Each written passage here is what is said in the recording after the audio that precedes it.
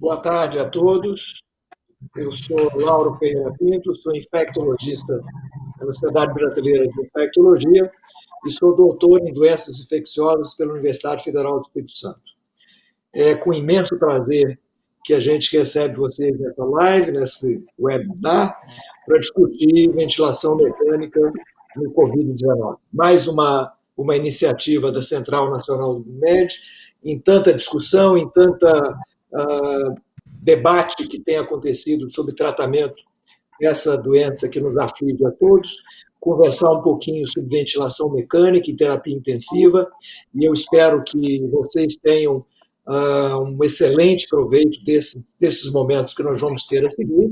E nós temos hoje 4 excepcionais convidados, vivendo momentos epidemiologicamente distintos que a gente está vivendo no Brasil.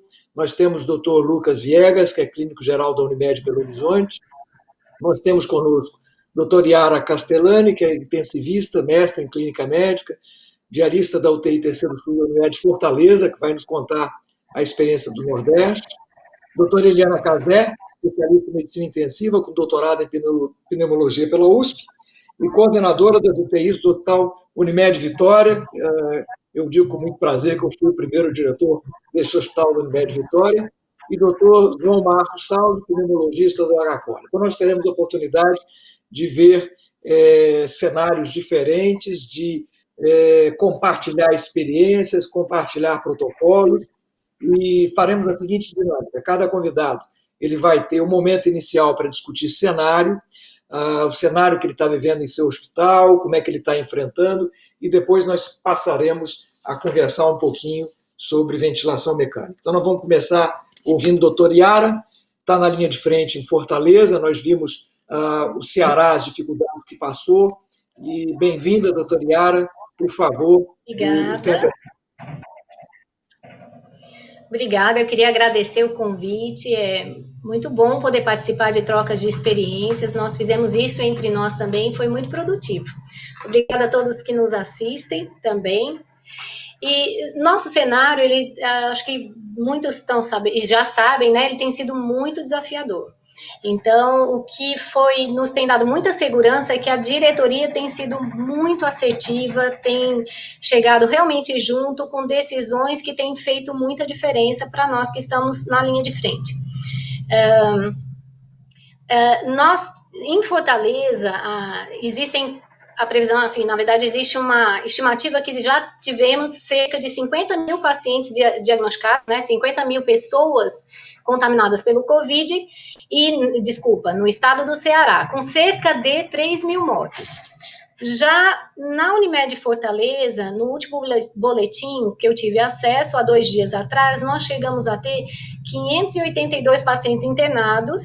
Houve uma pequena defervescência, atualmente a gente tem 452 pacientes internados, e em termos de UTI chegamos a 199 pacientes, a maioria deles entubados, então nós estamos falando de quase 200 pacientes sob ventilação mecânica. Atualmente nós temos 172 pacientes em UTI, então tem sido um momento de bastante desafio para todos nós, mas com sinais de que realmente agora, além de ter estabilizado, parece que está havendo uma queda. Perfeito. Vamos ouvir agora a experiência do Dr. Lucas Vega, que vai nos falar de Belo Horizonte. Todos nós com um pouquinho de inveja de BH, que está conseguindo, não sei se com um jeito mineiro, manter a doença um pouquinho mais afastada do mundo. Dr. Lucas, falava com você. No estado, a gente está em torno de 11 mil casos, com menos de 300 óbitos.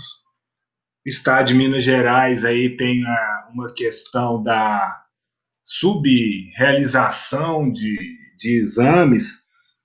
Então, apesar do número poder não ser exatamente isto, mas não é um cenário de guerra, de hospitais cheios, salas de emergências precisando de paciente para ser entubado. Então, mesmo que os números que a Secretaria de Saúde do Estado possa estar mostrando, a gente poder duvidar, eles não estão vivendo esse cenário de forma alguma. O cenário de Belo Horizonte, nós temos em BH, no boletim de ontem, confirmados 1.800 casos, com menos de 50 mortes por Covid aqui na cidade. Uma tentativa de explicar isso, em 18 de março já foi decretado a suspensão temporária dos alvarás de funcionamento de casas e locais, né, que possam ter potencial de aglomeração.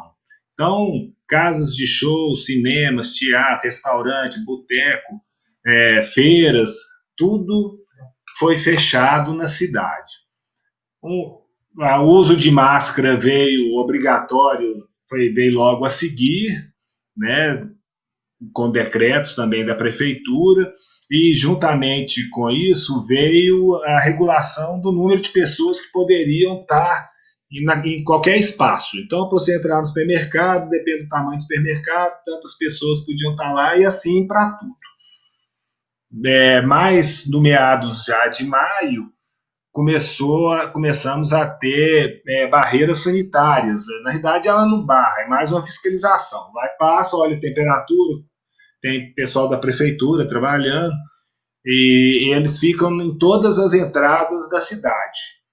Então, parece que isso também detectou um monte de pessoa sintomática que poderia estar entrando e procurou auxílio médico.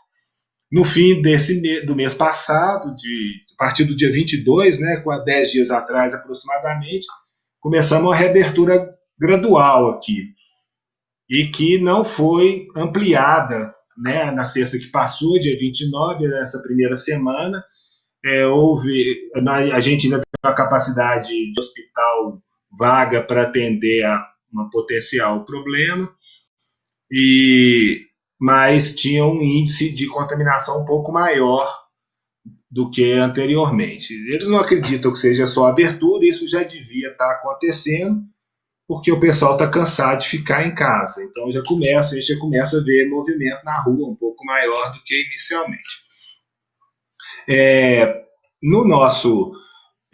O que a gente não sabe é se isso que a gente fez, que aconteceu na cidade, vai deixar a curva de número de casos de Covid uma curva achatada e longa, né?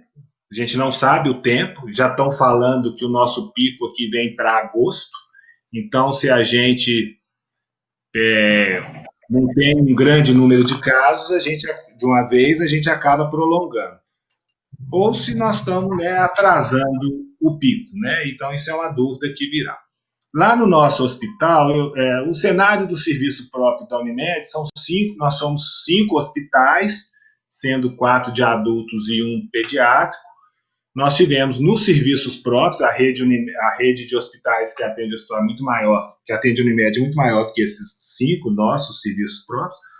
Nós tivemos 340 casos confirmados e internados 120, né, nesses 5 hospitais, com 7 óbitos nos serviços próprios.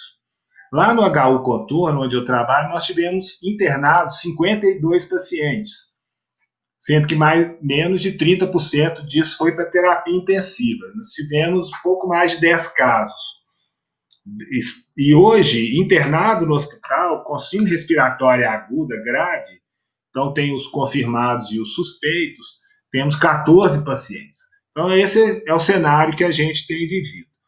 A participação da Unimed BH nisso, que eu achei muito importante, ela fez orientação, ela participou, todas as entidades médicas aqui da cidade, conjuntamente, né, a Unimed, o sindicato, a Associação Médica, o CRM, a Secretaria Municipal de Saúde, fizeram propaganda em todos os nossos veículos, aqui, televisão, jornal, rádio, para a turma não ir para os hospitais por motivos fúteis, sintomas gripais, e que fosse ao hospital em caso de falta de ar. E junto com isso, a Unimed, e que logo ela disponibilizou para a prefeitura tecnologia, conseguiu colocar a consulta online em funcionamento. Então, para a síndrome gripal, a consulta online esvaziou nossos prontos-socorros. Então, a cidade foi ficando vazia, né? E, juntamente com isso, aqueles casos que foram confirmados tinham o telemonitoramento. Diariamente, a enfermagem e médico ligavam para o paciente para acompanhar. Bom, a princípio era isso que eu queria colocar, depois a gente fala do preparo do hospital junto com a ventilação mecânica. Obrigado.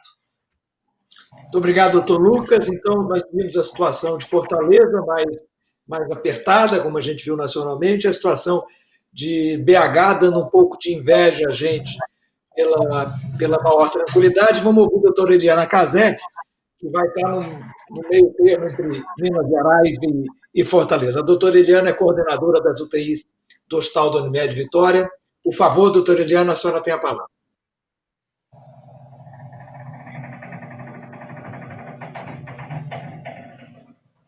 Eliana está sem som, por favor.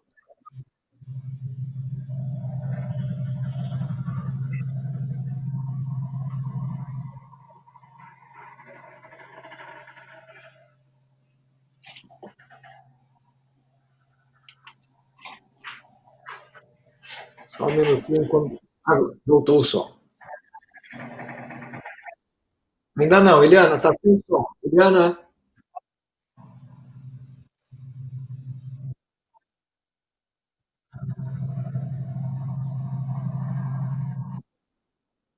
Ok, vamos.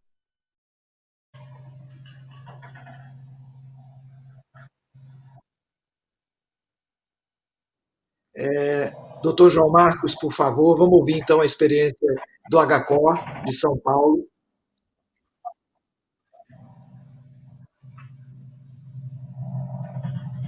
Doutor João? Doutor João Marcos?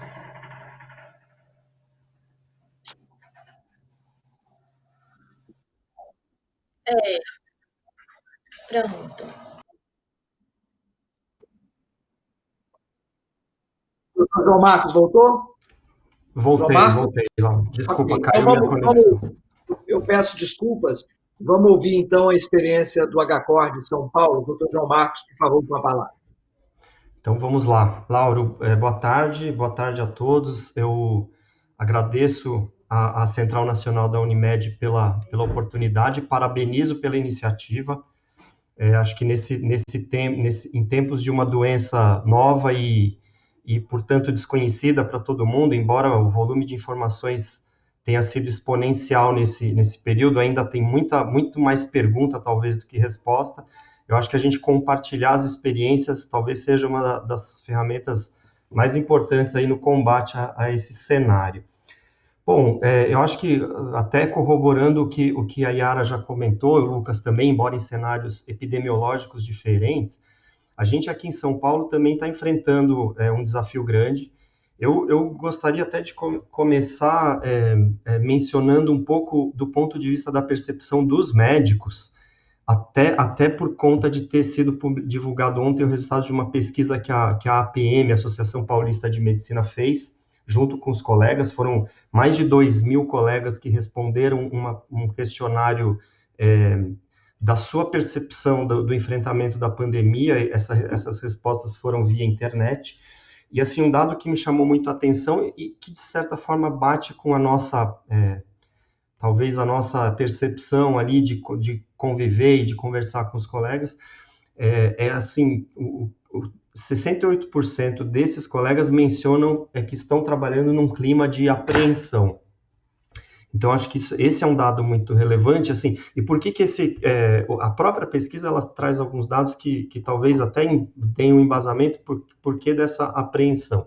Primeiro, que 1/3 de nós, colegas, mencionam que não se sentem preparados para atender essa doença, ou pelo menos num grau de profundidade maior, talvez só atender ou não em nada, assim, nenhuma familiaridade ou nenhuma liberdade para atender ou só no ambiente de triagem. Muitos mencionam 60%, 69%, melhor dizendo, um impacto na sua renda, ou moderado ou acentuado por conta das mudanças de trabalho na pandemia. 20% saíram das suas casas ou tiveram a família saindo de casa por conta do receio de contaminar essas pessoas decorrente da sua, do seu trânsito em hospital e em ambientes contaminados. Então, acho que, assim, esse é um cenário que, não só para os médicos, acho que para os profissionais de saúde como um todo, que estão na linha de frente, lidando com esses pacientes, acho que esse é um cenário real e que vai impactar, sem dúvida nenhuma, na nossa, enfim, qualidade de vida, na qualidade do nosso trabalho, e acho que permeia tudo que nós falaremos aí ao longo do dia de hoje. Bom, eu não sou intensivista, eu sou pneumologista, eu atuo em UTI não como plantonista ou como diarista, mas sim vendo pacientes que estão sob acompanhamento de doenças respiratórias e que, porventura, vão até o ambiente de UTI. Então, talvez a minha visão aqui vai ser até um pouquinho diferente dos colegas que são mais, enfim, identificados com a prática da terapia intensiva no seu dia a dia. E eu atuo em dois hospitais, o HCOR em grande parte, como foi mencionado pelo Lauro, e atuo também no hospital público, que é o Hospital das Clínicas aqui. Trabalho no setor de pneumologia e também estou lá na linha de frente do atendimento de Covid.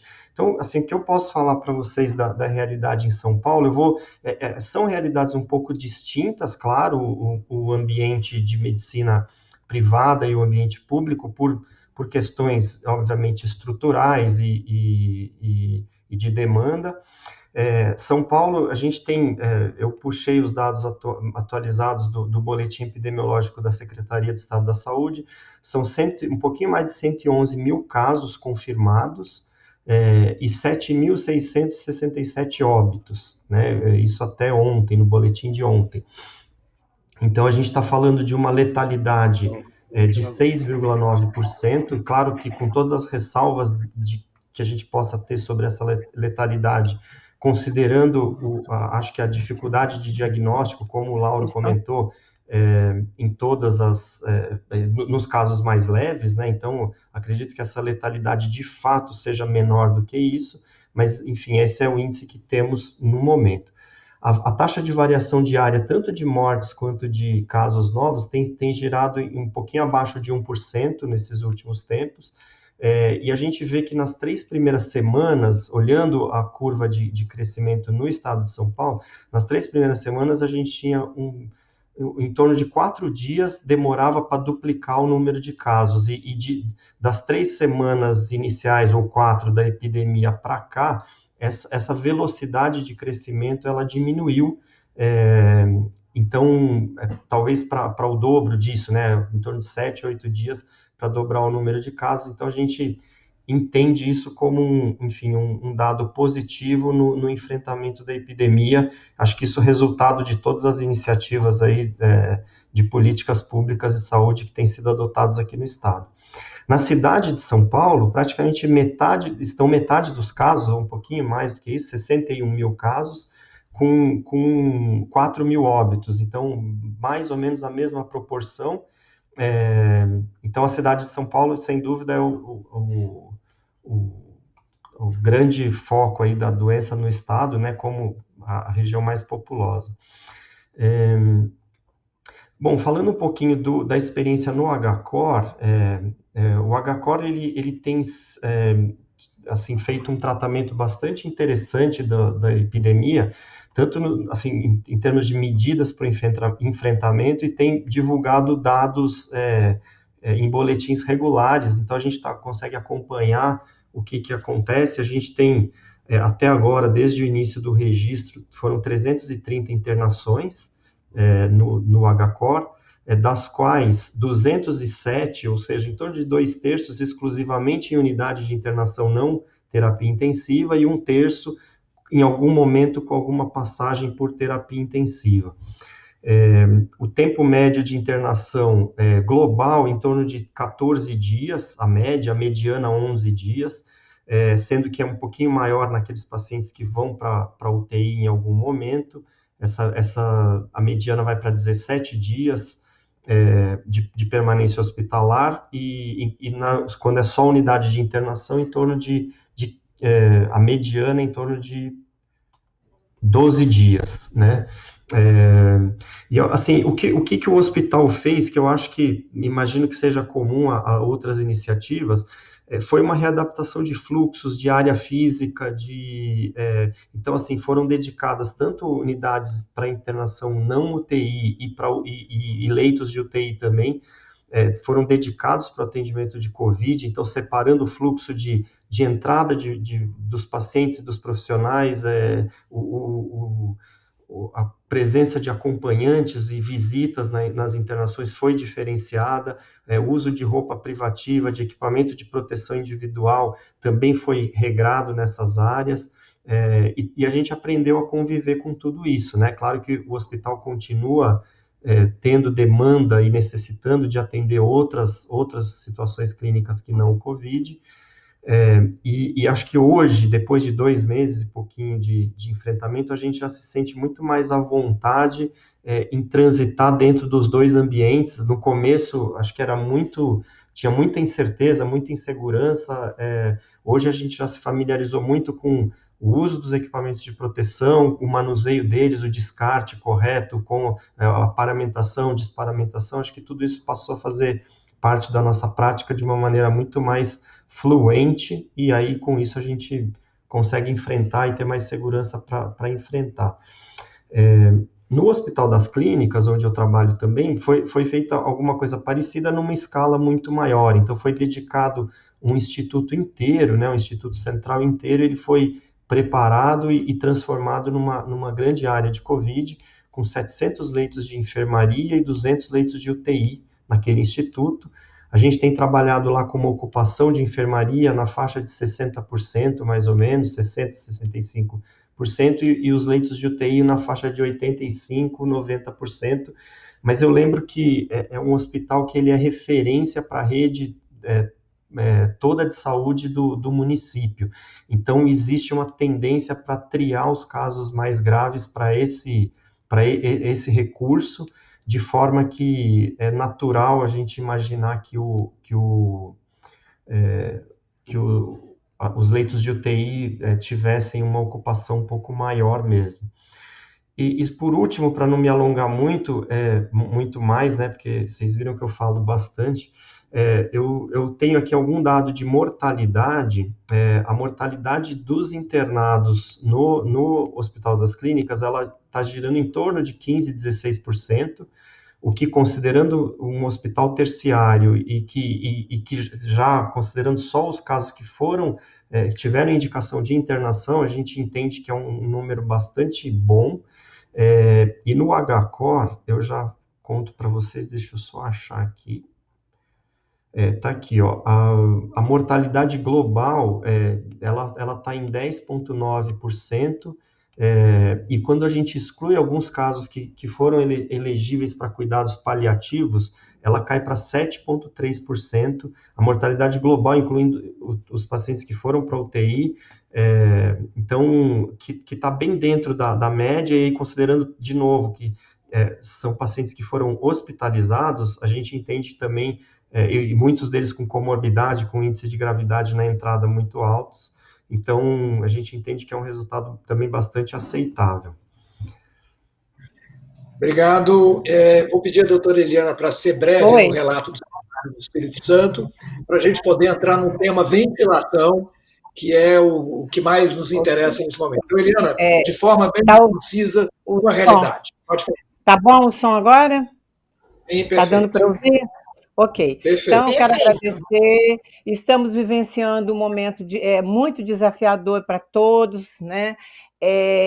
Na verdade, estamos treinando administrar um momento de catástrofe, né? Estamos nos organizando.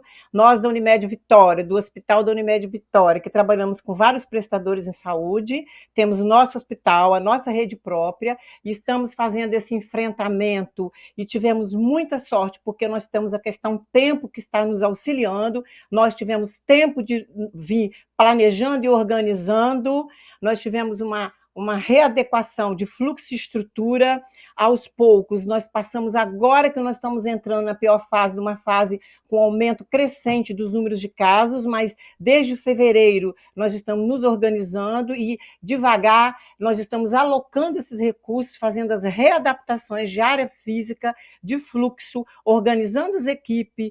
Então, esse trabalho, essa organização está nos deixando trabalhar de uma forma, é óbvio que é uma forma ansiosa, nós estamos agora vivenciando no Espírito Santo um aumento rápido, nos últimos 15 dias desse enfrentamento com o maior número de casos, estamos, diferente do mês anterior, nos últimos 15 dias nós estamos tendo uma taxa de ocupação em ventilação mecânica que hoje é 85%, mas o que nós fizemos? Nós, devagar, nós fomos aumentando, abrimos uma estrutura que já existia, mais leitos de UTI, adequamos a estrutura de fluxo, de equipe de trabalho, de médico, fisioterapia, enfermagem, com essa segunda UTI, e agora, no dia 20, quando começou a aumentar, nós estruturamos e abrimos uma semi-intensiva, de forma que esse trabalho integrativo, com grande apoio da nossa diretoria, da doutora Carla, do doutor Eduardo, do doutor Fernando Ronque, presidente,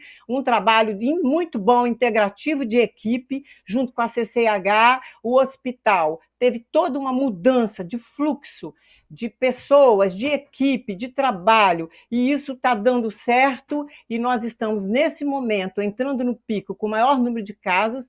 Nós estamos, antes disso, nós fizemos muito treinamento de todas as equipes, a gente fez treinamento da parte de utilização, de intubação, de processo de trabalho, de prona, de técnicas específicas de terapia intensiva, um trabalho junto com o serviço da anestesiologia, e foram todos treinados em paramentação, em EPI, em vídeo, em estratégias de ventilação, e isso junto também com as equipes de fisio integrada, enfermagem, e essa questão está sendo muito importante para nós, esse trabalho.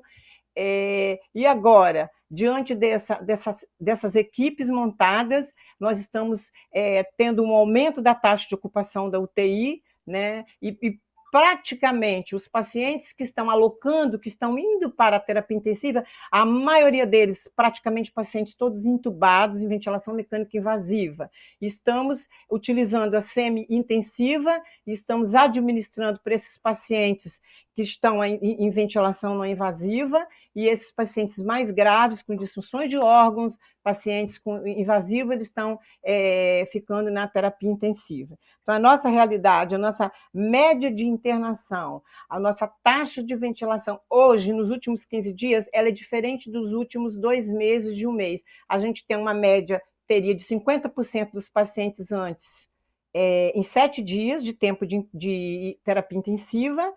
Agora, nós temos praticamente, que eram 25% apenas aqueles que ficavam em média 16 dias na UTI, agora a gente espera que esses pacientes que estão ficando mais graves, mais em ventilação mecânica, provavelmente eles vão ter uma média de internação, a gente espera, mais prolongada, mas em torno de 8 a 9 dias é a nossa média de ventilação mecânica, de duração de ventilação mecânica.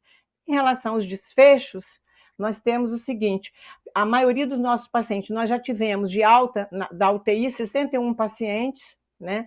Desses pacientes, 31 sob ventilação mecânica, e a maioria desses pacientes que vieram a óbito foram pacientes que estavam em paliatividade.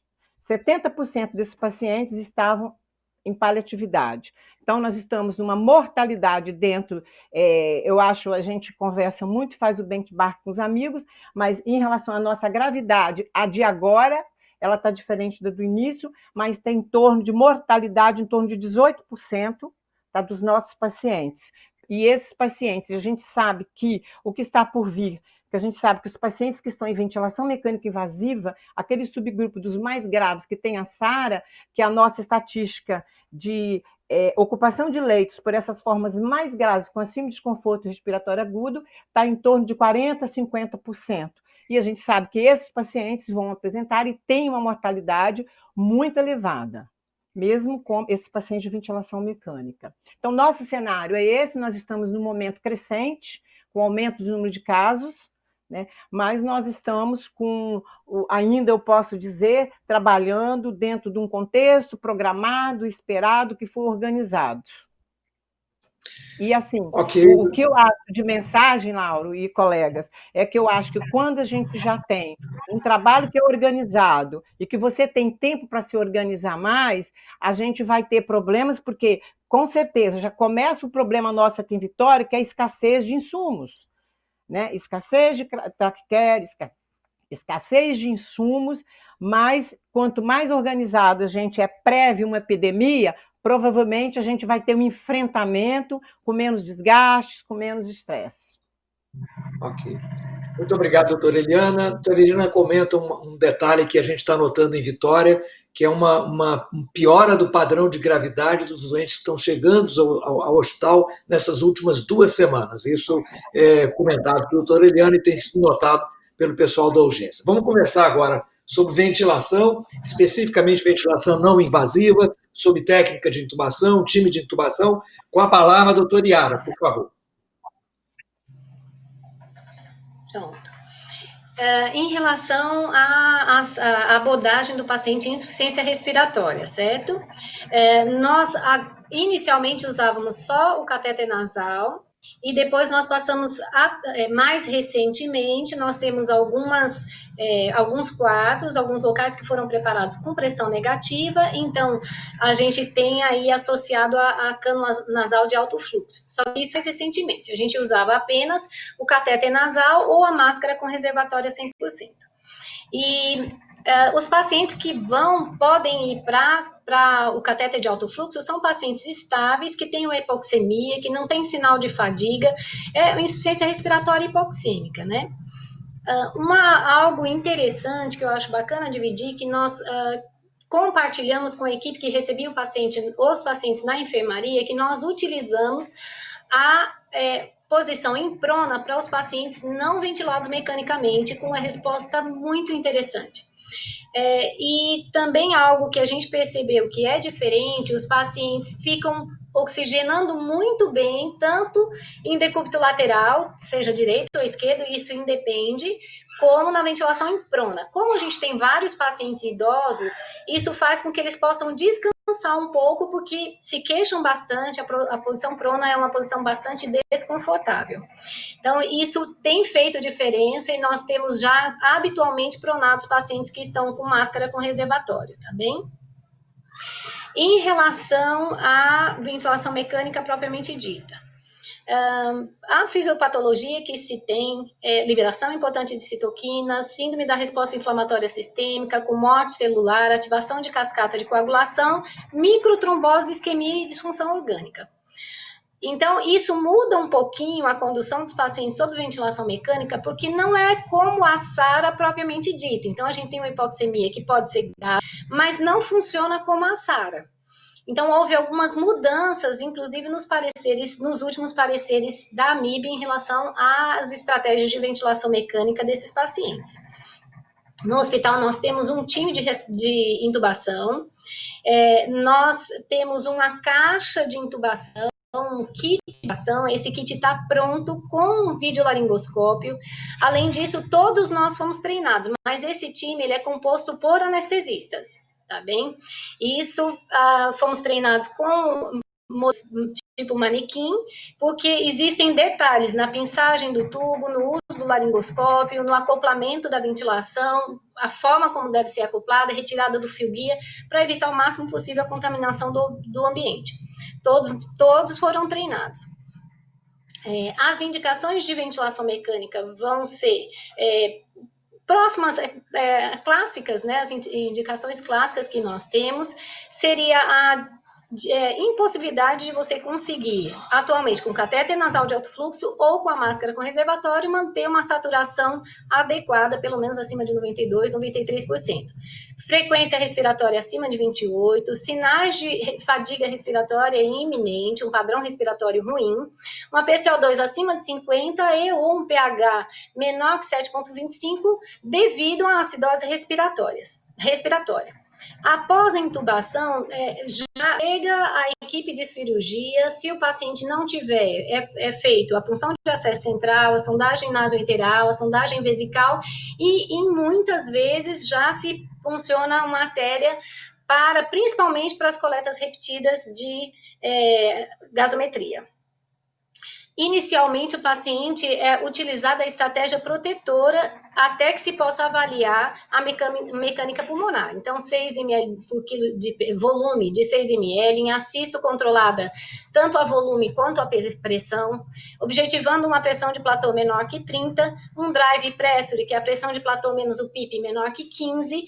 A PIP ideal, ela permanece ainda não totalmente elucidada qual a melhor estratégia para se ter, só que as últimas recomendações, isso é um diferencial, é usar o menor PIP possível, segurar o PIP em torno de 6, até que se chegue a uma FiDO2 de 60%. Quando a gente chega na FiDO2 de 60%, a sugestão, inclusive, que a MIDA e que nós seguimos também, é utilizar a tabela da ADISNET para PIP baixa, que seria de SARA leve, mesmo que os nossos pacientes não estejam com o nível de SARA leve.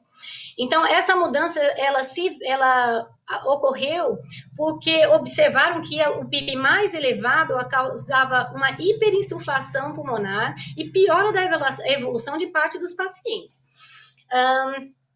Os objetivos em termos da capnografia de 30 a 35, a frequência respiratória inicial de 20 a 35, para que a gente atinja esse objetivo da capnografia, se tiver disponível, ou de uma PCO2 entre 35 e 50. Quando o paciente tiver um índice de oxigenação, que é a PO2 sobre a FiDO2, menor que 150, já com a PIP otimizada, e aí nós usamos, na verdade, posiciona por pelo menos 16 horas.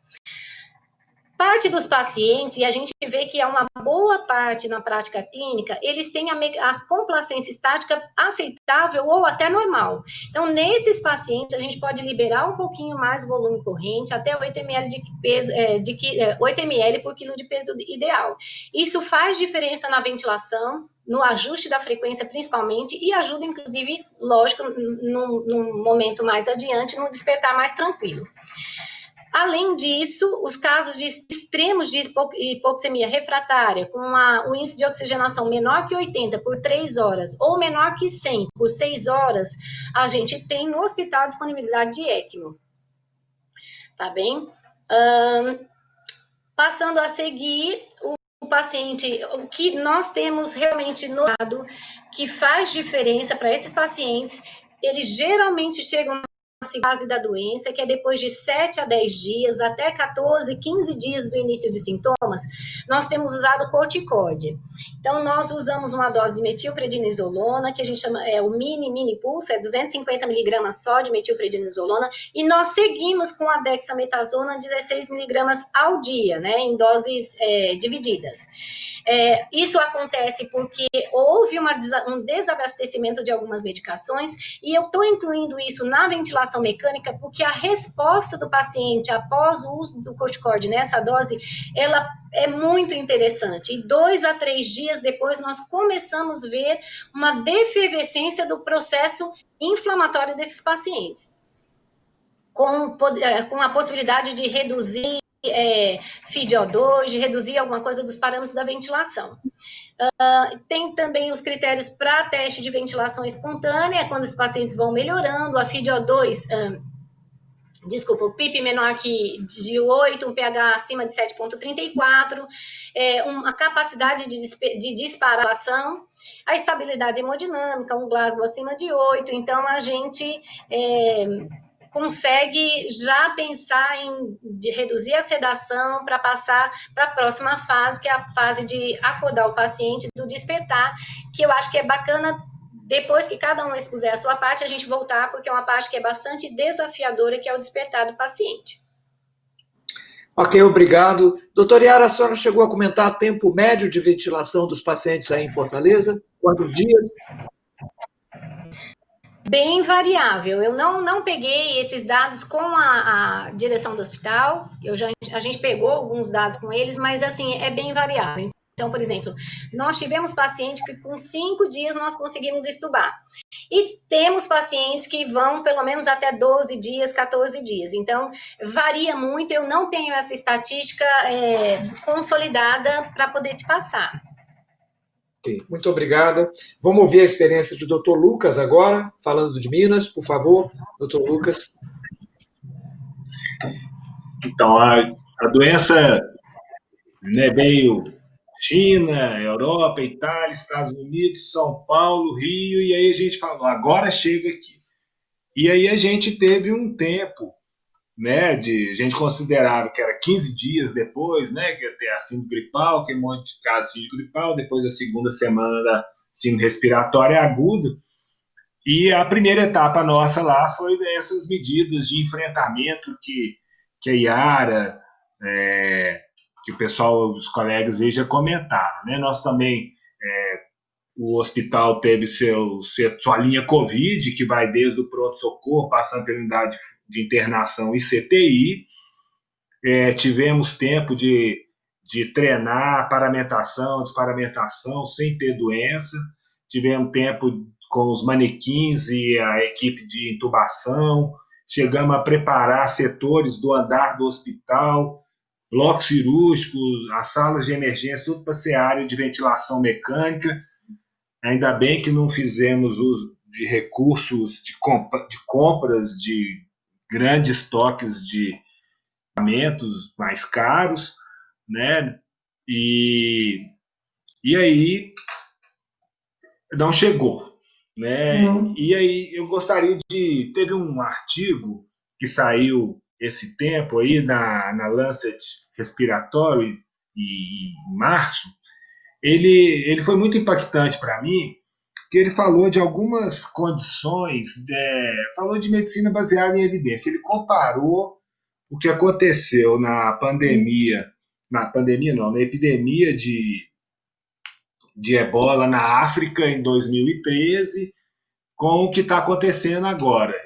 E ele reconheceu que na época, né, na ocasião, lá na África teve quase 70% de mortalidade, e quando chegou, alguns médicos, né, pegaram, foram para a Espanha, Estados Unidos, e nos Estados Unidos e na Europa teve 10% de mortalidade. E na época tinha essa mesma busca aí pelo glamour de uma droga salvadora, alguma técnica, algum tratamento que matasse o vírus, né, ou que reduzisse sua replicação, qualquer coisa, né? Mas o que mudou foi a medicina baseada em evidência, foi o que tinha, né, os cuidados que a medicina pode oferecer, que existia até então. E ele reporta, esse artigo vai falando que essa SARA é uma doença conhecida, é uma síndrome conhecida, ela é diferente até para cada etiologia, né? Tem algumas características da doença, e que o que foi mudando mortalidade foi o ARDSNet em 2020, no ano 2000, em que falou que ventilar com volumes tidos menores diminuía a mortalidade em até 9%. Em 30 anos de SARA foi a primeira intervenção que mostrou, né, resultado.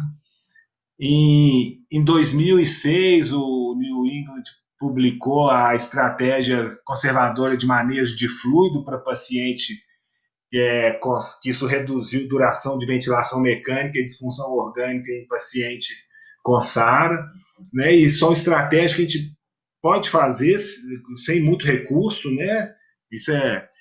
E o Proceva em 2013, né, da posição prona, que deu uma redução adicional aí de mais 17% de mortalidade em pacientes com SARA.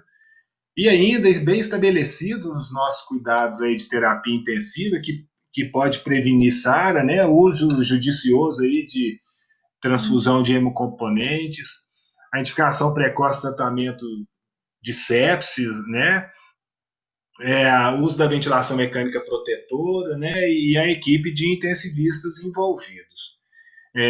Dentre as nossas tarefas lá de disseminação do conhecimento sobre essa situação, como ensinar a ventilar pessoas que até então não tinham feito isso, que a gente imaginou que talvez isso fosse escapar da unidade de terapia intensiva, a gente fez cards que a gente não reconhece muito receita de bolo para ventilação mecânica, não, por conta da individualidade de cada indivíduo. Mas antes de falar da ventilação, nós não optamos por, lá no hospital, não usar nem ventilação por cano nasal de alto fluxo, oxigenação de alto fluxo por cano nasal, nem VNI. Nós não temos ambiente de pressão negativa, então a gente considerou que isso era um grande risco para a equipe e então é oxigenação, catéter nasal, máscara e intubação orotraqueal e mudança de decúbito frequente, inclusive se o paciente tolerar a posição prona, mesmo fora da ventilação mecânica. A ventilação, os critérios da intubação, a gente não reconhece que seja diferente das outras situações, não é um paciente que a gente vê motivo para antecipar se ele não está em indicação clara de ventilação mecânica, na SARA, né, seria infiltrado com hipoxemia e esforço respiratório, né, esforço respiratório com uso de musculatura acessória, né, e a equipe, nós treinamos a equipe e nós nos demos mal com a caixa de acrílico, sabe? Na realidade, nós não passamos nenhum problema, nenhum perrengue cuidando do paciente em si, mas o pessoal que tinha braço mais grosso, mais curto, não conseguia fazer. E aí, a gente estava entubando boneco nessa hora, né? E aí a caixa deslocava, as tentativas de falha de intubação. E essa caixa foi até a exigência da equipe de anestesia, que, como não estava tendo cirurgia eletiva, não está, né? Agora que está retornando lentamente, eles julgavam, né? Teve um estudo aí que mostrou que poderia proteger, que poderia ser bom, e eles mesmos viram na prática que o melhor é você ter todas as condições de acertar de primeira a intubação, com todos essas técnicas que a Yara aí falou, e a gente meio que fez um protocolo de posição, onde estão os equipamentos. Se você não deu conta, o que você precisa, onde é que ele está, no tempo, no espaço, e ali, isso que foi o grande treinamento ali para a equipe.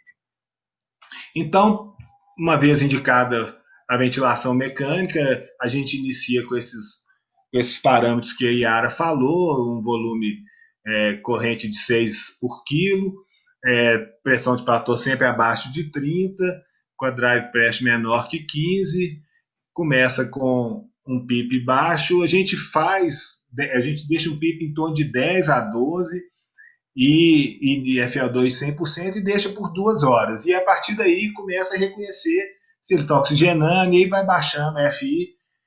Se o paciente, a gente só usa curare se tiver a sincronia, né? E aí, com 2 horas de gasometria, faz a relação PO2 e FO2 e vai para ver se ele vai precisar de posição prona, se tiver abaixo de 150. As manobras de recrutamento a gente deixa ainda para mais tarde, ainda porque estudo ART mostrou que não é uma tática que possa mudar muito, mas se a gente não vai conseguir melhorar a oxigenação do paciente, a gente não tem ECMO também no hospital. E aí é esperar a evolução do paciente. Tem essa questão da retirada gradativa da sedação que a gente conversa aí mais adiante. Pode seguir. Doutora Eliana, estamos muito interessados em conhecer as experiências e os protocolos da Unimed Vitória.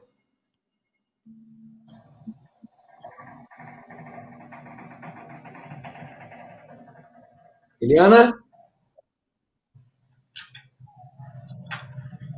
Vamos passar para o João Marcos, depois a gente volta para a Eliana. Então, vamos ouvir o doutor João Marcos e a experiência de ventilação do HCOR, por favor. Vamos lá, então, Lauro. Bom, acho que reforçando um pouco o que foi dito pela Yara e pelo Lucas, acho que assim eu enfatizaria dois aspectos importantes. Em relação à estratégia ventilatória. Um deles é que o que realmente me parece que faz diferença no cuidado desses pacientes é um bom suporte de terapia intensiva nesses mais graves ou um bom suporte clínico de maneira geral, já que a gente ainda não tem disponível nenhum tratamento específico que vai impactar na evolução do componente infeccioso propriamente dito.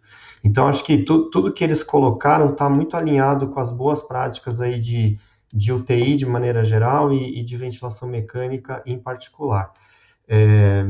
Eu destacaria, bom, a questão da ventilação protetora, eu acho que isso é bem relevante. Eles colocaram aí os parâmetros que contemplam esse tipo de objetivo.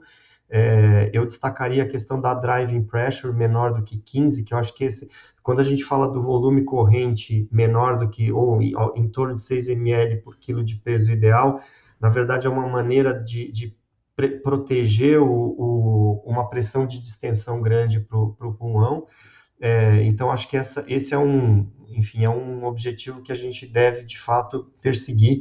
E se isso resultar num volume corrente baixo ou insuficiente para adequar o controle da acidose respiratória, um pH acima de 7,15 ou idealmente de 7,25, mas talvez com uma tolerância até 7,15, muitas vezes acho que a tendência nossa tem sido usar mais o aumento de frequência respiratória do que extrapolar esses limites aí de segurança, sempre mirando em manter a ventilação protetora.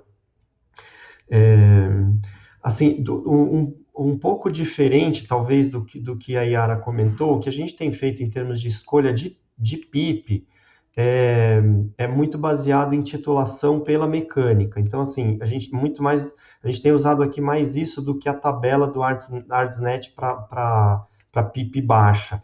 Então, a gente tem ajustado uma PIP inicial em torno de 10, e aí, quando essa PIP não resulta, e aí com os ajustes todos feitos, ajustado o volume corrente, a driving pressure e a PIP em 10, aí titula a FiO2 para conseguir uma saturação adequada. Se a relação PO2-FiO2 ainda assim estiver abaixo de 150, aí o que nós temos feito é uma titulação dessa PIP decremental, baseada no ponto em que ela gera a melhor complacência. Então, a gente começa, em geral, com 20 de PIP, vai diminuindo 2 pontos a cada 2 minutos e faz uma medida de complacência para ver o ponto em que ela ajusta com a melhor complacência. E aí sim, aí deixamos, então, 2 horas ventilando nessa nova PIP para tentar, então, obter uma melhora da relação PO2-FiO2. Se ainda assim não for efetivo para garantir uma troca gasosa adequada, aí acho que vai na linha do que eles comentaram de posição prona, que é sempre uma alternativa interessante. Eu colocaria talvez uma etapa antes da ECMO, o uso do óxido nítrico, que pode ser uma tentativa também para melhorar a relação ventilação-perfusão. Mas, assim, tudo isso, o que eu acho que é interessante compartilhar, e eu não sei se também é a visão dos colegas, me parece que a fisiopatologia, e acho que isso a Yara destacou bem, a fisiopatologia da síndrome do desconforto respiratório nesses pacientes é um pouquinho diferente, no sentido de ter alteração vascular, ter trombose em pequenos vasos, e isso talvez a hipoxemia seja um pouco mais decorrente, eventualmente perda de fenômeno de vaso, de controle de perfusão vascular, porque a gente sabe que tem alteração endotelial. Então, talvez isso esteja mais relacionado à hipoxemia do que colapso, do que numa síndrome de desconforto respiratório clássica. E por isso, assim, recrutamento parece que não funciona tão bem e por isso que a gente tem também, é uma explicação possível, conseguido ventilar esses pacientes com PIPs mais baixas, às vezes até do que o que estaria preconizado na PIP table do ARDSNet para PIP baixa, porque acho que os pulmões não parecem ser muito recrutáveis de fato. Tanto que, assim, a gente está com um alto índice de paciente em ventilação mecânica em UTI, né? A Iliana mencionou 85%, é mais ou menos o que a gente tem visto aqui. Acho que para os intensivistas isso é uma sobrecarga de trabalho gigantesca, assim, muito, muito acima da média, e a gente não tem visto PIP acima de 12, 14, 10, muito, assim, não raro abaixo de 10, assim, são as PIPs que são suficientes para ventilar esses pacientes. Então me parece que isso está na linha de que a fisiopatologia não tem muita relação com colapso, com atelectasia, e sim muito mais com distúrbio, ventilação, perfusão. E aí você otimizar a ventilação, perfusão com a posição prona ou com óxido nítrico, muitas vezes resolve a questão.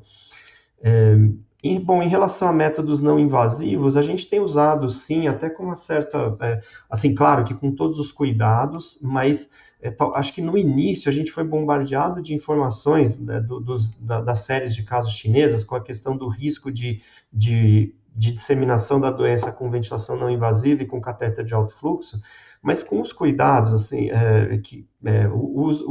assim, se a UTI não é um salão, né, se tem boxes individuais, preferencialmente com fluxo laminar com pressão negativa. Se você usar a ventilação não invasiva, talvez uma dica, não no equipamento de VNI tradicional, mas no ventilador que tem um circuito expiratório, acho que aquele ventilador de ventilação não invasiva tradicional, que tem uma válvula expiratória que fica aberta para o ambiente o tempo todo, claro que o risco de contaminação é maior. Se você usa no ventilador mecânico, ele tem um circuito, um ramo expiratório do circuito dedicado com filtro, então isso tudo protege mais os profissionais, que obviamente aí tem que também reforçar a importância do EPI no manejo desses pacientes. Mas assim, acho que os critérios para indicação de cada modalidade de ventilação, inclusive da intubação, não vão fugir muito dos critérios clássicos aí que foram já citados pelos colegas. Eu acho que não vou tomar mais tempo repetindo aqui.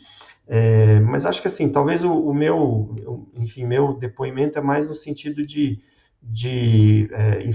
testemunhar um pouco essa questão do pouco colapso que eles têm, da não necessidade de pressões muito altas via de regra, uma dissociação entre o grau de hipoxemia e a repercussão mecânica, as complacências não são muito baixas, tanto que a gente tem conseguido respeitar essa questão da driving pressure em 15 sem muita dificuldade, assim, não me lembro de nenhum caso assim muito assim, que tivesse que extrapolar muito isso, ou que a gente não tivesse conseguido ventilar por conta de limitação de complacência, e acho que mais ou menos esse é o cenário geral que temos vivenciado por aqui.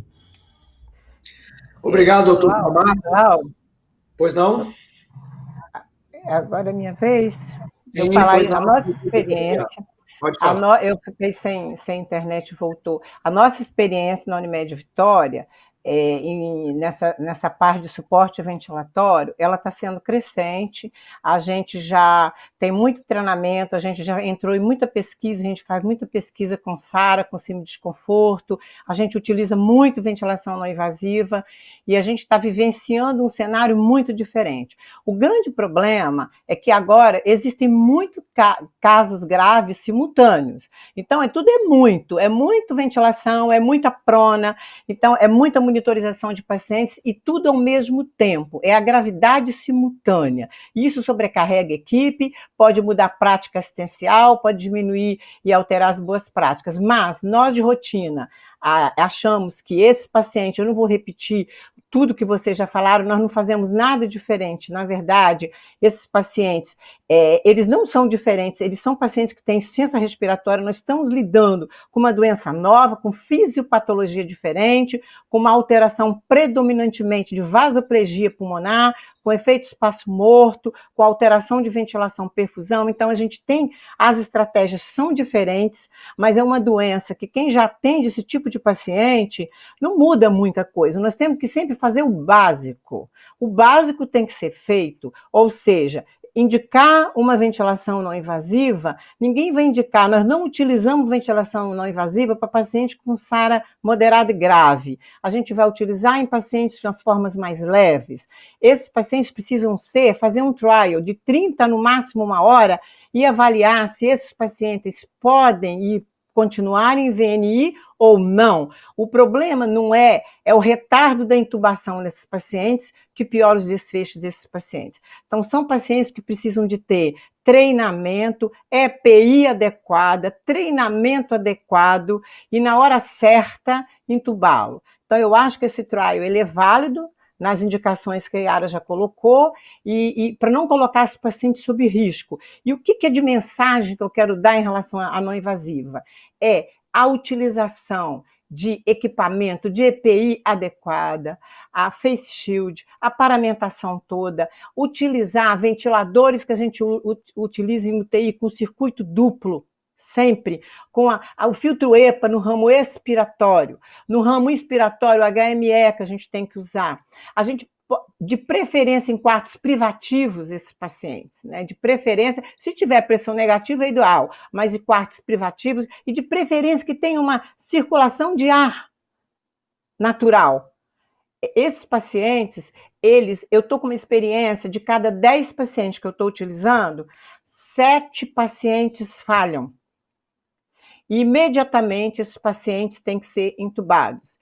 Então, mas eu tenho alguns pacientes que eu evitei a intubação, inclusive colegas médicos já. Nós evitamos a via aérea invasiva e a intubação. Eles têm ficado, em média, em ventilação não invasiva, 4 dias. A gente começa quase que contínua, né? Sempre com uma máscara ideal, aquela máscara com mínimo % de fuga aérea. A gente usa aquela performance, aquela antiga, né? Coloca hidrocoloide, porque tem alguns pacientes que podem fazer lesões de face, tipo úlceras. Utiliza aquelas máscaras, e a gente sabe que a dispersão de gotículas de aerosol existe, mas ela é pequena, é menos de 1 metro, é em torno, pela literatura, de 92 centímetros, se não tiver uma fuga excessiva. Então, isso é fundamental. Eu acho que tem um subgrupo que a gente está aprendendo com essa doença, não utilizar nas formas graves. Paciente tem que ser monitorizado, frequências respiratórias, não pode ter grande esforço respiratório, frequências respiratórias altas, volumes correntes não podem passar de forma alguma de 9 ml por quilo, que assim nós vamos estar induzindo uma maior lesão pulmonar, que ele chama da injúria pelo próprio paciente, que é o PCIR que a gente chama.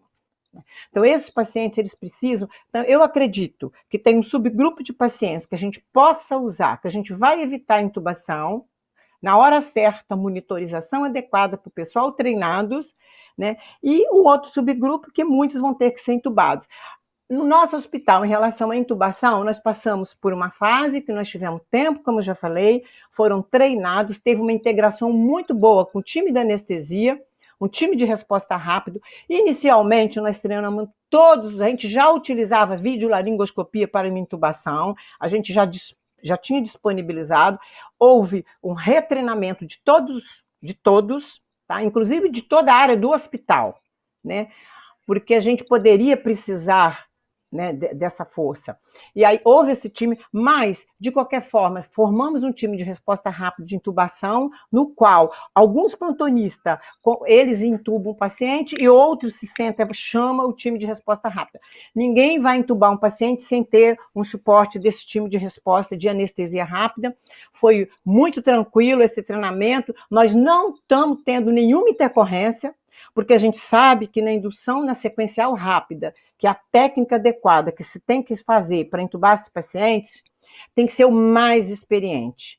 O mais experiente, porque eles fazem uma hipóxia grave mesmo, né, nesse momento. E o menor número de pessoas para diminuir a aerolização no quarto. Geralmente fica o fisioterapeuta, o enfermeiro e o médico. Foi tudo preparado em termos de kit. Nós fazemos uma pré-avaliação. Qualquer paciente que internava na UTI, ele teria uma pré-avaliação de via aérea, se é difícil ou não. Então, tem os scores. E durante a evolução, no início, que eles internavam sem ter intubação, já faz uma avaliação e todo mundo já sabe, aquele paciente tem uma via aérea difícil. Kit de via aérea difícil também foi padronizado, o carrinho de via aérea, a gente padronizou isso tudo, e então esse processo da intubação, ela está seguindo um considerável número, né, e sem nenhuma intercorrência. Com relação à estratégia de cânula nasal de alto fluxo, a gente já usava, porque a gente faz algumas pesquisas randomizadas com esses dois sistemas, e nós estamos retornando à cânula nasal de alto fluxo, que também, pela literatura, é muito interessante você pronar o paciente. A gente tem feito autoprona, prona espontânea, as enfermarias do hospital, todos estão sendo pronados, e nós estamos tendo resultados satisfatórios no hospital, e na terapia intensiva, o paciente, ou na semi-intensiva, em VNI, ele está sendo pronado, e às vezes, como a Yara falou bem, é desconfortável, mais idoso, obeso, que nós temos uma população de pacientes jovens, obeso, esse tem ficado mais em decúbito, mas também com a VNI nós estamos pronando, e a gente está vendo um resultado satisfatório. Em relação à estratégia ventilatória, é sempre a protetora, isso não tem nada de novo. Nós ventilamos os pacientes com em torno de 6 ml por quilo de peso predito, 4 a 6. Nos pacientes, a fisiopatologia, não vou repetir nada, mas a fisiopatologia é uma vasoplegia pulmonar, uma alteração de redistribuição, né, de sangue. O paciente vai usar volumes correntes por ter uma complacência estática próxima ao normal, ele vai utilizar um volume corrente que pode ser mais permissivo, de 6 a 8 ml por quilo, na verdade, objetivando sempre uma drive pressure menor que 15. A gente faz, como ele falou, a maioria dos pacientes começa com uma FO2 de 60%, uma PIP de 10%, depois a gente vai vigiando pela saturação e FO2, a gente vai vendo qual é a melhor PIP para esse paciente, pela saturação periférica. Se esse paciente precisar de uma PIP maior que 12, uma FO2 maior que 70, a gente vai fazer a PIP decremental, nesse paciente partindo de 20, 18 de cada passo, de 2 e 2 até 8, a gente vai escolher a menor drive pressure, com a menor, né, vai descendo, vai escolhendo a menor drive pressure, então é a mecânica respiratória, a gente precisa acompanhar, e esses pacientes que evoluem na fisiopatologia, agora eles falam que tem 3 fenótipos, tem um que é um intermediário que teria só vidro fosco, o outro seria o tipo que eles chamam de low, que é aquele que responde, não tem um peso, tem baixo peso pulmonar, né, não responde a PIP, tem baixa recrutabilidade. Esses pacientes a gente vai utilizar então esses volumes de 6 a 8, né, para complacência maior.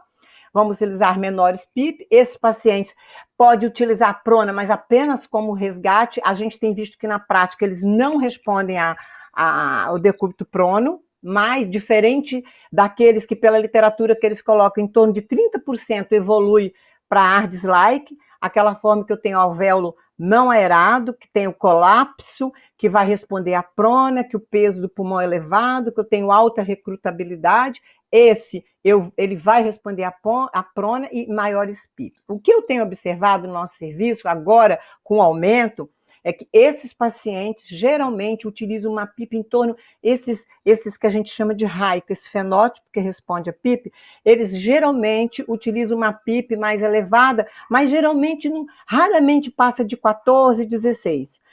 Os mais obesos, nós temos pacientes com IMC de 50, esse paciente, se eu estou precisando fazer uma decremental a partir de 24, e esses pacientes vão utilizar uma PIP maior. Tem paciente, eu estou atualmente com paciente com 18 de PIP, mas isso é exceção, não é a regra.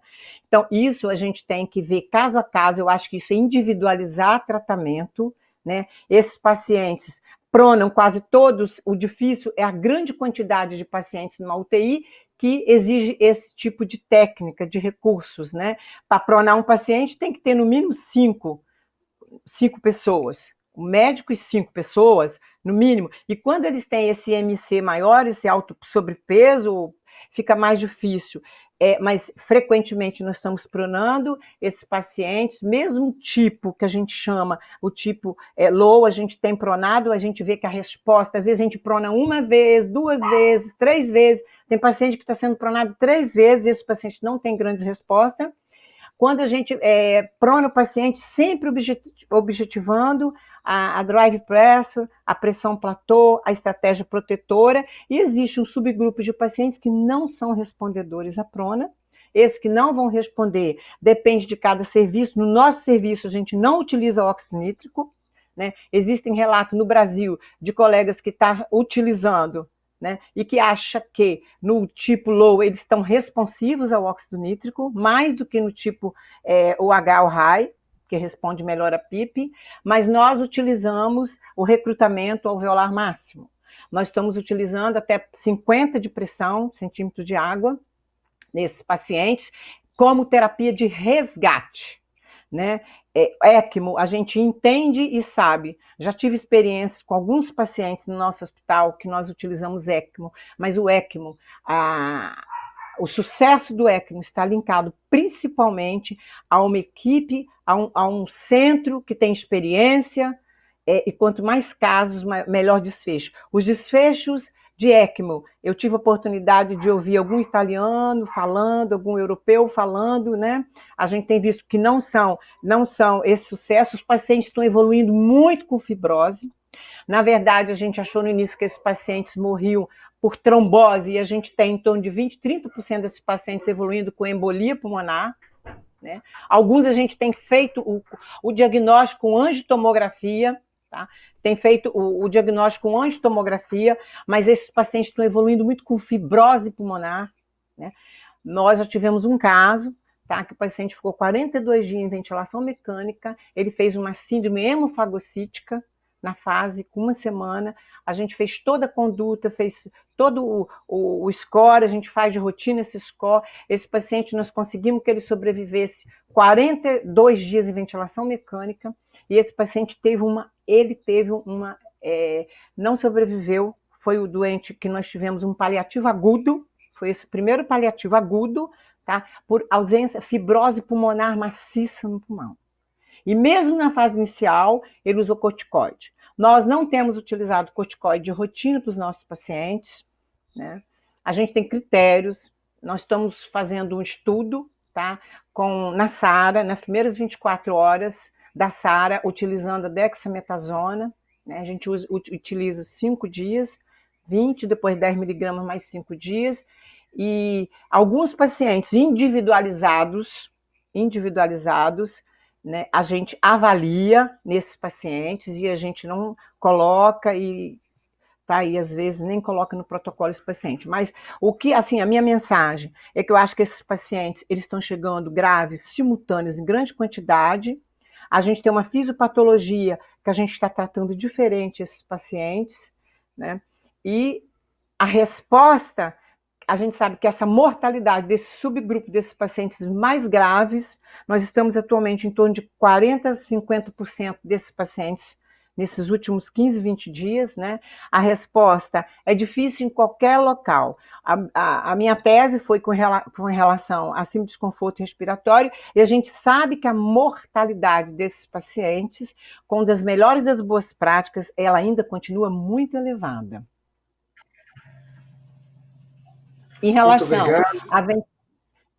Lauro, só para terminar, eu queria, assim, para colocar em discussão, porque a Yara colocou, e eu acho que é um ponto muito interessante para a gente dividir experiência em relação à sedação e analgesia desses pacientes. Eu estou com uma experiência que eu mudei o protocolo recentemente por conta disso. O despertar estava sendo muito agitado.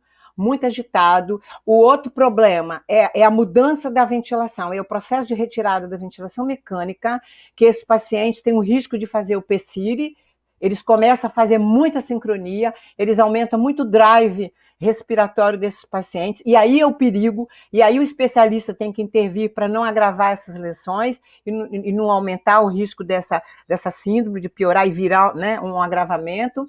Mas o que eu observei, Ari, que estou observando e cada vez mais aprendendo com a experiência desse aumento de volume de casos, é não usar benzodiazepínicos.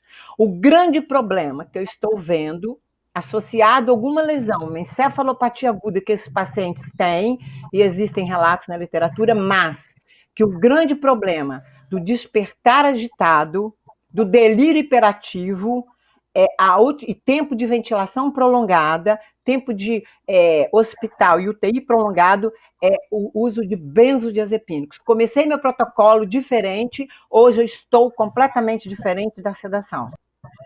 Hoje o benzodiazepínicos ele só vai entrar em situações de prona difícil, é a mesma coisa que que bloqueador neuromuscular. Estou utilizando apenas em bolos, comecei usando infusão nos pronas graves, eu usava 24 horas de infusão contínua, não estamos utilizando mais infusão contínua, os trabalhos mostram que é similar em bolos, né? O último estudo Rose mostrou isso, e nós estamos passando. Então, eu acho que a gente tem que fazer uma estratificação de gravidade de insuficiência respiratória nesses pacientes. Alguns pacientes eu tenho que fazer sedação leve.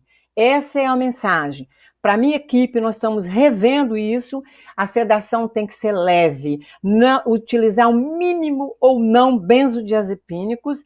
Em alguns pacientes mais graves, com a disfunção respiratória grave, aqueles pacientes muito graves, a gente precisa individualizar esses pacientes, e esses pacientes que têm mais assincronia, com disfunção hipóxia grave, esses a gente pode, talvez, utilizar algum, né, medicamento, mas só o opioide, 25% a 50% dos pacientes, às vezes, um opioide apenas.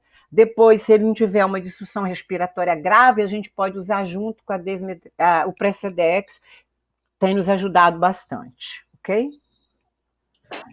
Obrigado, doutora Eliana. Então, a gente passa agora por uma segunda rodada, antes das perguntas, e a doutora Eliana já começou a conversa de sedação. Eu vou pedir que a doutora Yara comente sedação, comente também sobre comunicação.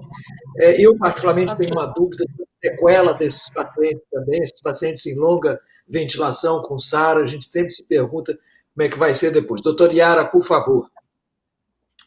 Pronto. Gostaria só de voltar um pouquinho, porque quando estava falando em termos de PIP e tudo, eu misturei um pouquinho minha fala com a recomendação PIB, né? Então, ficou... na verdade, quando o João Marcos comentou, a gente tem lá no hospital algo que é, assim, muito bacana. A equipe de fisioterapia é muito forte. Eles montaram um time de ventilação mecânica. A equipe está disponível 24 horas. E nós temos feito por um dos fisioterapeutas um protocolo de extubação fantástico, que era utilizado antes e cuja taxa de insucesso de extubação, quando bem aplicado, ela é baixíssima.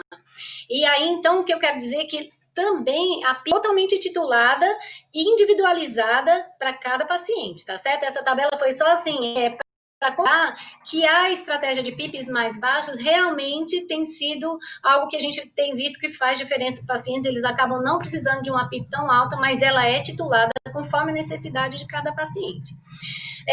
Diferente da experiência que a doutora Eliana está tendo, a gente tem uma resposta bem interessante à prona, tanto dos pacientes sob ventilação mecânica, quanto dos pacientes que estão sem ventilação mecânica. E não só da prona, como foi algo inusitado, os decúbitos laterais, eles oxigenam muito bem e permitem que eles rodiziem um pouco a posição e fiquem mais confortáveis. Nós mantemos a utilização de Domonide e fentanil. E aí, eventualmente, com o uso de bloqueio neuromuscular, naqueles pacientes que estão mesmo assim assincrônico, que precisam de ventilação em prona, e a gente vai individualizando com a necessidade de bloquear ou não a cada caso.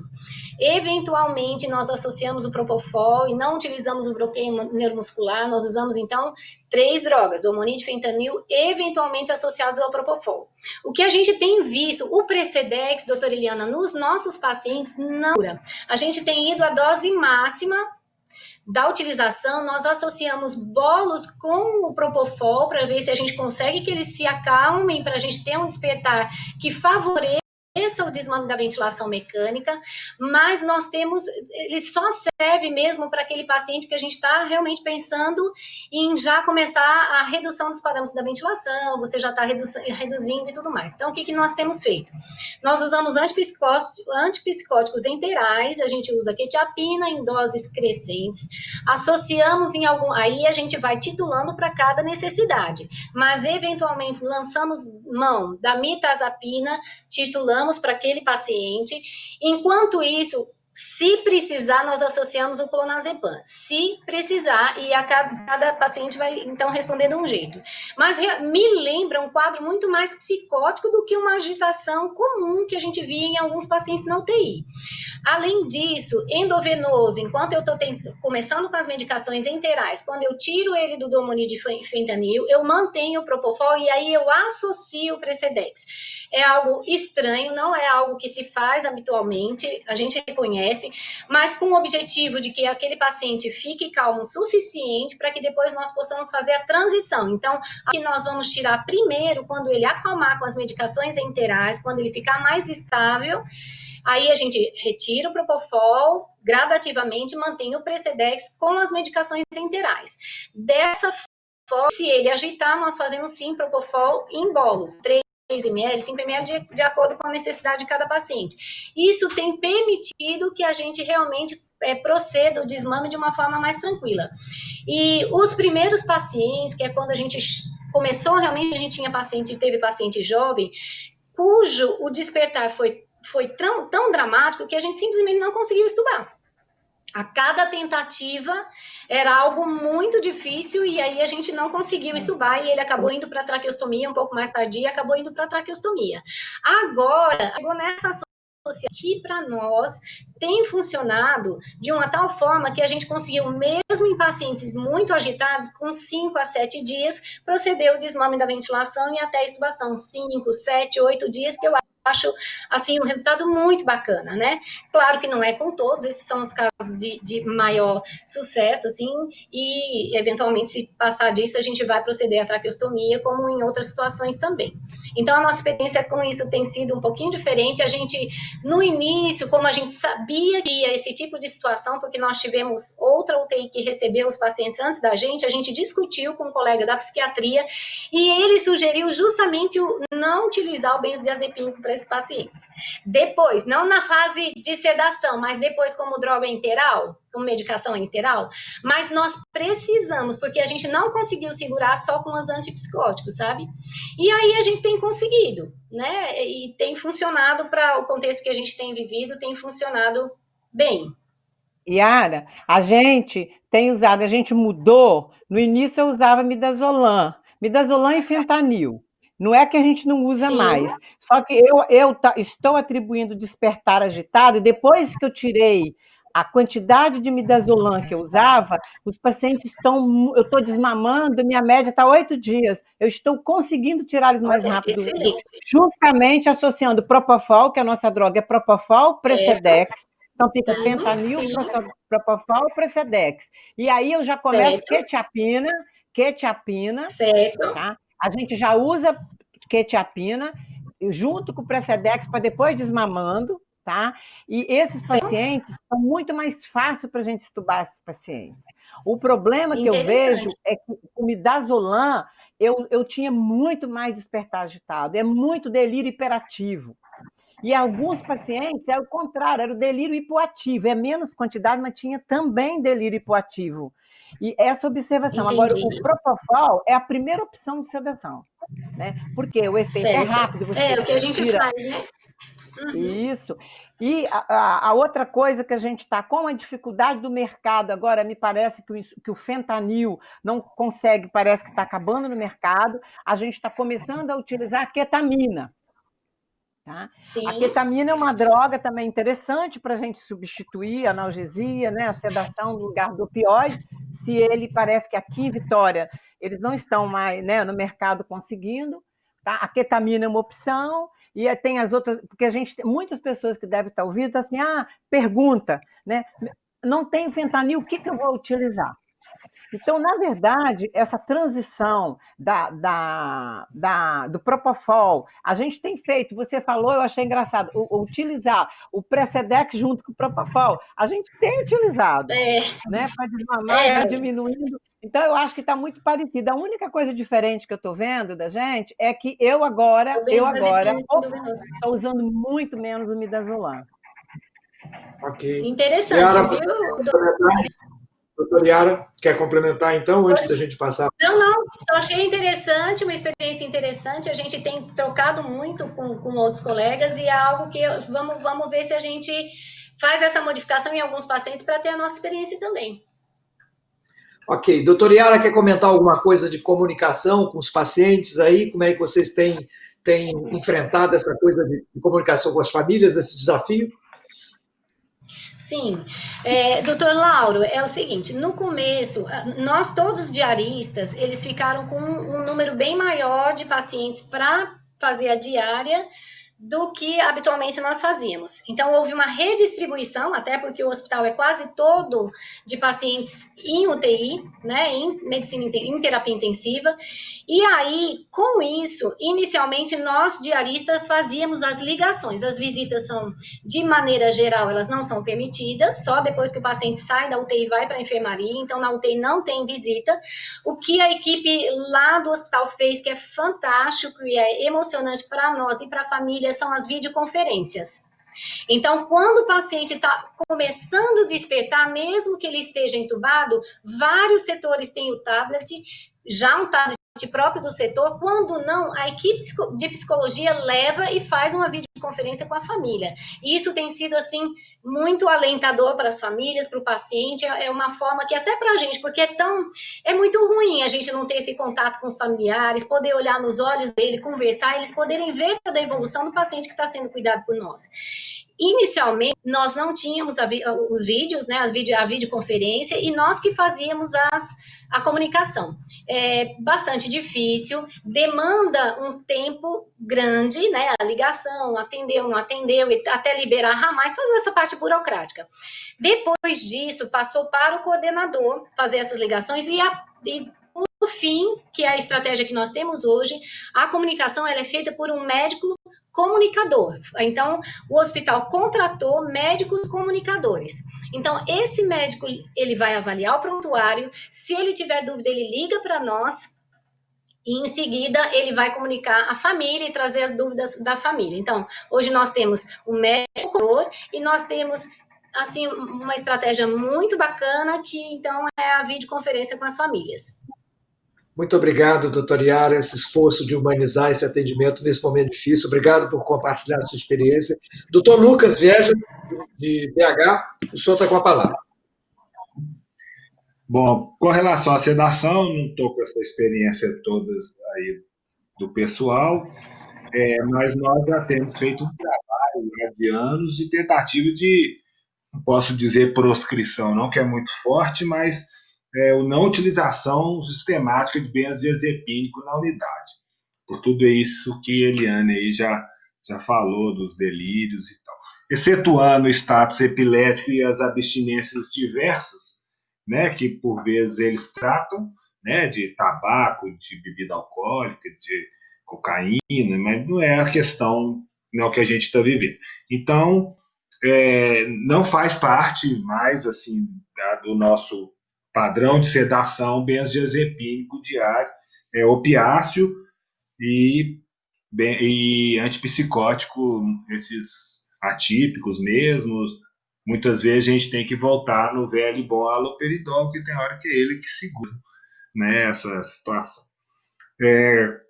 Com relação à visita, nós não estamos tendo visitas presenciais, né, nos setores Covid do hospital, exceto nas enfermarias com pacientes de alta dependência e em aberto com a família, o que eles acham que devam ser feito também.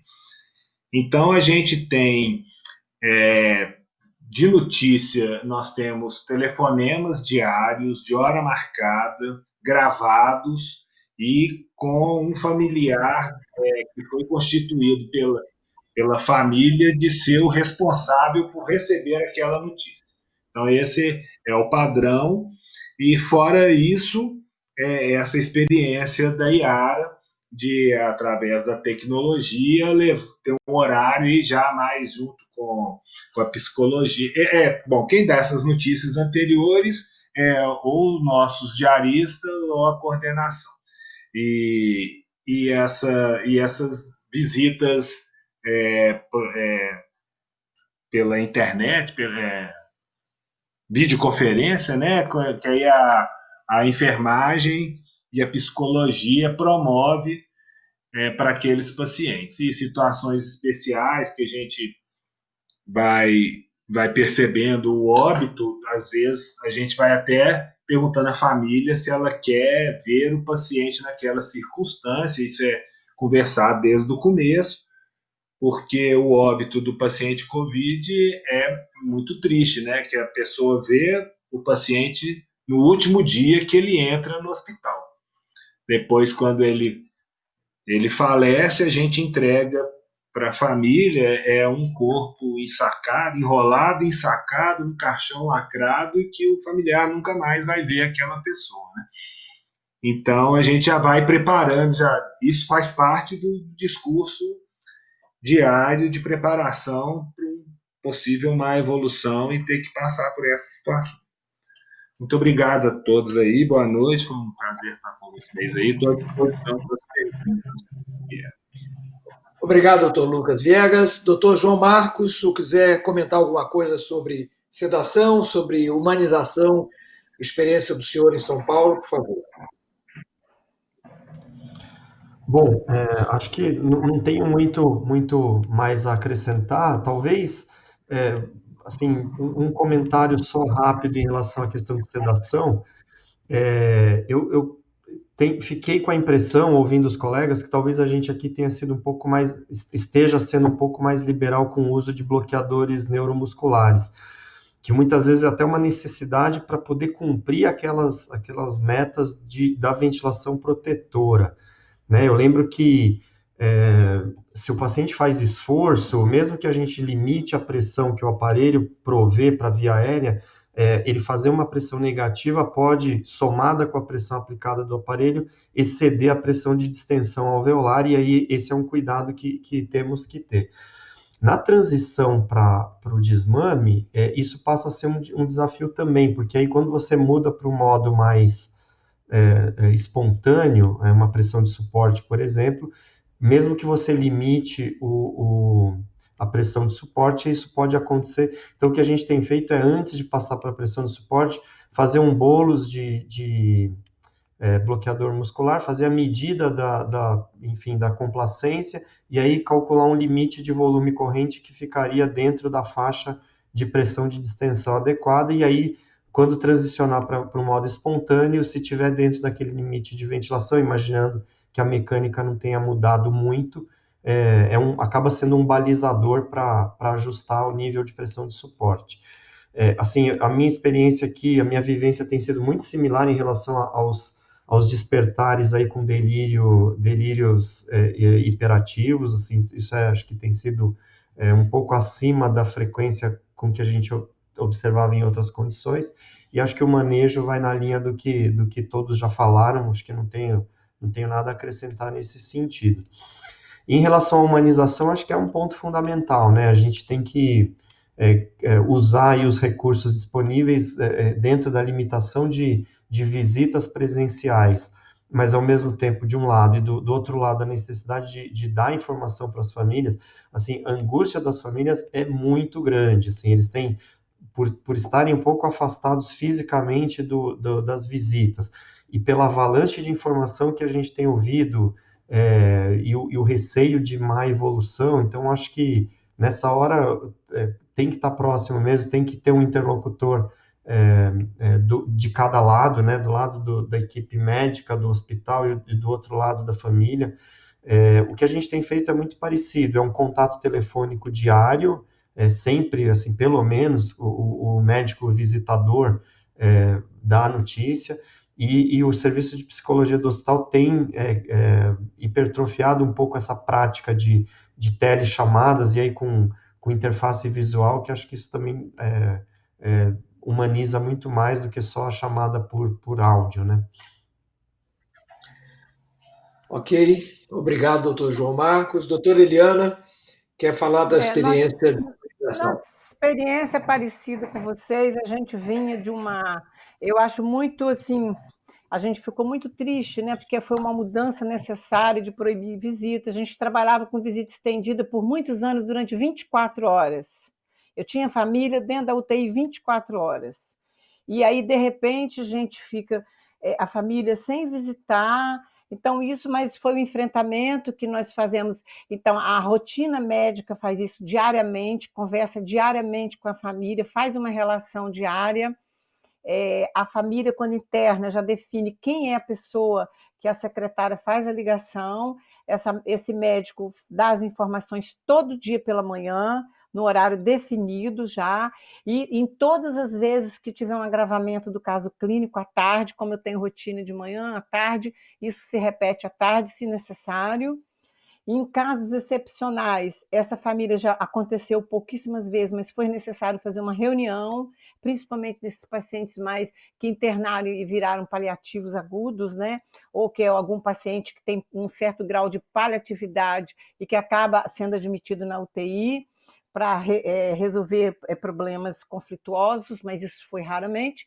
E existe um trabalho muito interessante que a enfermagem está fazendo, a equipe mas a enfermagem tem feito diariamente, todos os dias, isso tanto no hospital, nos apartamentos, nas enfermarias e dentro da terapia intensiva, os pacientes. No início, a gente tinha muito paciente que estava fora da ventilação, e nós temos na semi-intensiva também. Então, eles entram, eles fazem, na medida do possível, das condições clínicas do paciente, faz videochamada, que o paciente chega até a ver a família, né? Conversar com a família.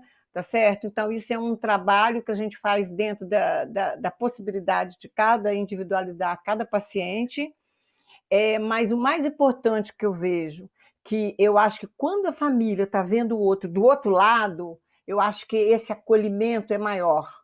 Então, como foi falado aí, é muito diferente do que um telefonema apenas.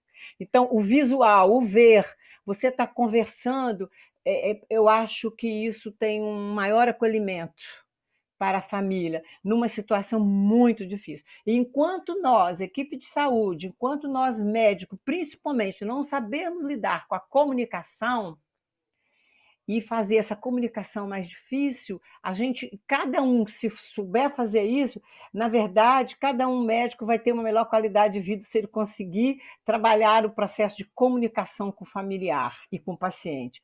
Mas, por exemplo, o que nós estamos aprendendo, que eu acho que a gente vai aprender mais com isso? A gente tem que aprender, e essa informação, e principalmente o médico, tem que aprender a lidar com medo, lidar com tristeza, lidar com ansiedade, e é nesse momento que nós estamos aprendendo. Então, eu acho que cada vez mais essa informação, se a gente for lidar com o outro do outro lado, seja num telefonema e visual que a gente está fazendo, se o médico que conversa, se não aprender a lidar primeiramente, com medo, ansiedade, tristeza e com as emoções, o que está do outro lado da linha, ele não vai captar essa informação. Não vai. Por mais que você explicar, e a gente vê isso na prática, por mais que você explicar, poxa, mas eu expliquei, eu falei tudo, ele não vai escutar, ok? Então, eu acho que isso é um aprendizado cada dia para todos nós, né? Eu acho que a gente segue e a gente vai achando o caminho. E a gente está achando o caminho. Às vezes ele é meio doloroso, mas a gente acaba encontrando, né? Vou começar com algumas perguntas, então, nessa experiência dos senhores. Começando com a doutora Eliana, Maísa Godóis, da Unimed Sul Capixaba, então, também do Espírito Santo, ela comenta a boa resposta com a prona consciente, às vezes paciente com taquipneia importante, e tiveram boa experiência lá na Unimed Sul. E ela pergunta, doutora Eliana, se o corte da intubação não seria apenas não somente a hipoxemia, mas o aumento do trabalho, do esforço ventilatório. Sim, Na verdade, todos no início, que quando começou essa pandemia, todos os guidelines, os protocolos, dava assim, hipóxia. Hipóxia, chegava a colocar 63, menor ou igual a 63, você vai entubar, existem vários protocolos disso, mas eu acho que para avaliar um paciente com desconforto respiratório, o paciente com insuficiência respiratória, o paciente fazendo uma taquipneia, uma frequência respiratória alta, geralmente acima de 30, sem mesmo acidose, porque ele vai caminhando com pH, a Yara falou muito bem, um pH menor que 7,3, 7,25, esses pacientes com taquipneia, mesmo sem uma hipóxia importante, ele tem que ser colocado algum suporte. Eu não vou dizer intubação, porque de repente, se você colocar nesse paciente uma VNI, você faz um trial de 30 minutos com uma VNI, eu já tive paciente assim, tá? Recente, colega. Você faz um trial de VNI com esse paciente, fica do lado do paciente, vê a resposta em meia hora. Se esse paciente diminuir essa frequência respiratória para baixo de 24, 26, uns falam 28, para baixo, melhorar uma saturação maior que 90, 92, respeitando até 92, 95, 96, esse paciente você não vai precisar entubar. O que não pode, você pode fazer esse teste, se esse paciente não responder, ou até uma cânula nasal de alto fluxo, ou uma ventilação não invasiva, né? E o que eu vejo que quando você associa prona ou decúbito lateral com isso, alguns pacientes não precisarão ser entubados em ventilação mecânica, ok? Mas de um modo geral, eu acho que não somente a hipóxia, o quadro clínico, mas muitos pacientes, a gente está observando que às vezes eles não têm grandes alterações, grande esforço respiratório e tem uma hipóxia grave nesses pacientes. Tem alguns que a gente chamou até de hipóxia silenciosa, né? Teve vários artigos que publicaram e chamam isso de hipóxia silenciosa, né?